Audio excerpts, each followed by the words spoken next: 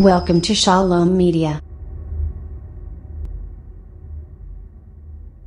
Sunil Kumar was doing a comfortable job with electronic commerce company Amazon, as a chartered accountant, when he met a man who had traveled to the Antarctica.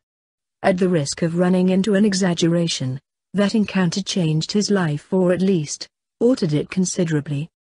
In 2011, the 27-year-old from Hyderabad participated in Jagriti Yatra, a 15-day-long, national train journey through India, to understand remote towns and villages through enterprise, where he met someone who had traveled to the 90th degree of the earth. "I couldn't believe it," said Sunil. Till then he believed that only chosen ones could travel to Antarctica, one of the harshest places on the planet. Following that conversation, Sunil took a leap at the chance and applied to the International Antarctica Expedition, and to his surprise he was selected. "I didn't tell anyone for 4 days and kept reading and rereading my application to understand why they chose me. On some level, I still don't know why?" he said. But, Sunil does have any idea why he was selected. He used to work as a chartered accountant, and at least 9% of the board of directors of companies listed on the Indian Stock Exchange are from his fraternity. Can you imagine the amount of influence they can yield in a board meeting? If chartered accountants are equipped with the advantageous benefits of investing in sustainable and renewable energy, then they can carry that belief into the boardroom.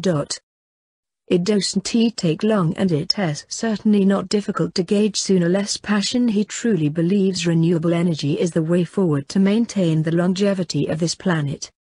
Before he made his first journey to the North and South Pole, Sunil was in two minds about climate change, like most people are, he says.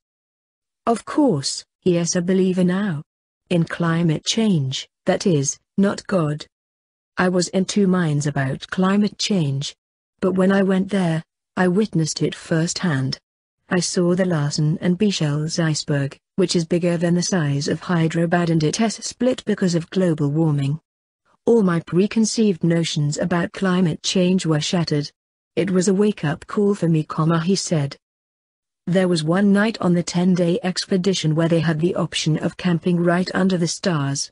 Sunil opted for it, which entailed sleeping without a tent, just inside a sleeping bag on bare ice. They say you can see the Milky Way from Antarctica, once in a century. And that night, he saw it. I can't even begin to explain the experience in words. During that night, ice mountains were also breaking. In that moment I realized that I am just a tiny speck on this magnanimous earth. If Mother Nature wanted to, she could have killed me that night. But she didn't. Mother Nature is so humble despite being so powerful, and we specks are so arrogant and think we can overpower nature, said Sunil. He shared his epiphany with the expedition's leader, Robert Swan, who announced at the end of the trip that Sunil will be joining him for the 2018 expedition. India can't be ignored in the world, given its growth rate and huge young population. Sunil said he realized his purpose in that expedition to bring individuals at the center of altering climate change by altering their perceptions. Everyone needs to understand, he told India Times, that global warming cannot be stopped if everyone doesn't participate, and the first step can be as simple as walking to the Kirana grocery store instead of taking your vehicle. The former chartered accountant told us what his expedition leader, Robert Swan, told him. Right now the biggest threat to our planet is the belief that someone else will save it.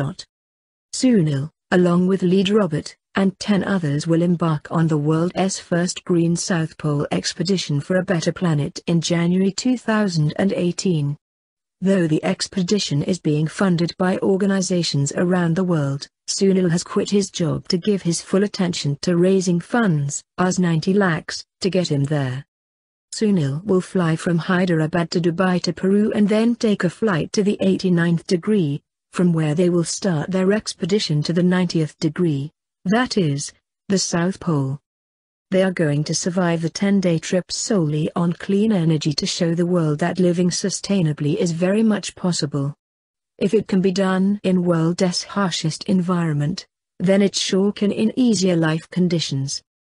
U.S. Space Agency NASA is providing them with solar energy to convert hard ice into hot water, which will be used for cooking. Siemens is giving them wind power apparatus, which the team will use to propel their bodies forward. And Shell is providing them with biofuel to power satellites that will make communication with the outside world possible. Some of the dangers he and the team might encounter during the trip are: 1. Antarctica isn't really the place for weekend trips. It's a place where scientists live for research. So just undertaking an expedition of this sort is dangerous enough, not to mention surviving on clean energy in a harsh environment, which has never been attempted before. 2. They face the risk of landslides and harsh weather.